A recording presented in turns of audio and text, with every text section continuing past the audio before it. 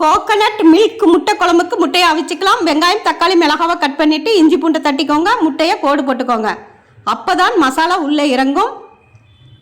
தாளிக்க ஆயில் விட்டு கடுகு சீரகம் சோம்பு பொரிஞ்ச பிறகு தட்டிய இஞ்சி பூண்டு வறுபட்ட பிறகு கட் பண்ணின வெங்காயம் மிளகாய் கருவேப்பிலை உப்பும் போட்டு இந்த அளவுக்கு நல்லா வதங்கி மணம் வந்த பிறகு அது கூடவே மஞ்சத்தூள் சீரகத்தூள் கறி மசால் தூள் மல்லித்தூள் வத்தப்பொடி போட்டு அடுப்பு லோ ஃப்ளேமில் வச்சுருங்க. 1 நிமிடம் வதங்கிய பிறகு கட் பண்ணின தக்காளியை இப்போ போட்டுக்கோங்க.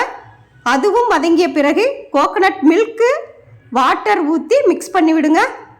ஹை ஃப்ளேம்லேயே 3 நிமிடங்கள் கொதித்த பிறகு திரும்பவும் நல்லா கலந்து விட்டுட்டு லோ ஃப்ளேமில் வச்சுட்டு அவிச்ச முட்டையை குழம்புல போட்டுக்கோங்க.